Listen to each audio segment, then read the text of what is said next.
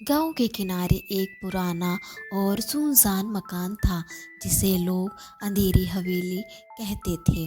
कहते हैं कि इस हवेली में रात को अजीब अजीब आवाज़ें आती थीं और कई बार लोग वहां परछाइयों को घूमते देख चुके थे।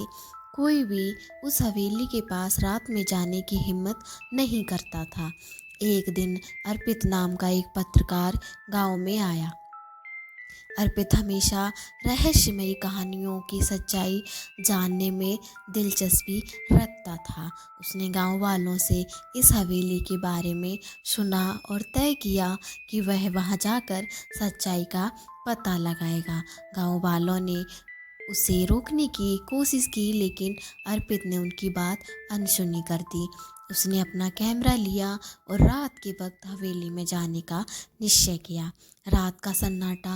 रात के 12 बजे अर्पित ने हवेली के दरवाजे को धकेला। दरवाज़ा कड़कड़ाती आवाज़ के साथ खुल गया। अंदर धूल और मकड़ी के जालों के अलावा कुछ नहीं था। उसने कैमरा ऑन किया और धीरे धीरे अंदर की ओर बढ़ने लगा। जैसे ही वह दूसरी मंजिल पर पहुंचा, उसे एक परछाई दिखाई दी।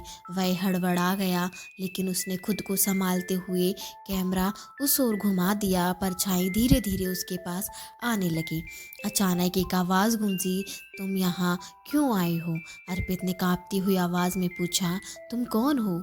आवाज़ ने जवाब दिया, मैं इस हवेली का रहस्य हूँ। अगर तुम सच जानना चाहते हो तो पीछे के तहखाने में जाओ। तहखाने का दरवाज़ा। अर्पित ने धीरे धीरे तहखाने की ओर बढ़ा। वहाँ एक पुराना दरवाज़ा था जो आधा खुला हुआ था।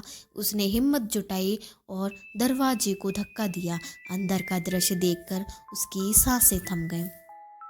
तहखाने में कई ताले, चैन और अजीब से औजार रखे हुए थे। दीवार पर कुछ तस्वीरें टंगी थीं जिनमें लोग दर्द से चिल्लाते नजर आ रहे थे। अचानक उसने एक डायरी देखी। डायरी का रहस्य। डायरी में लिखा था, मैं इस हवेली का आखिरी मालिक हूँ। यहाँ मेरे साथ जो हुआ वह बेहद दर्दनाक है। मुझे मेरे ही नौकरों ने धोखा देकर कैद कर लिया था।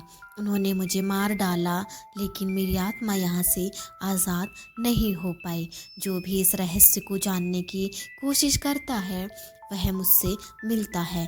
अर्पित को महसूस हुआ कि हवेली की परछाई वही मालिक की आत्मा थी। तभी उसे फिर वही परछाई नजर आई।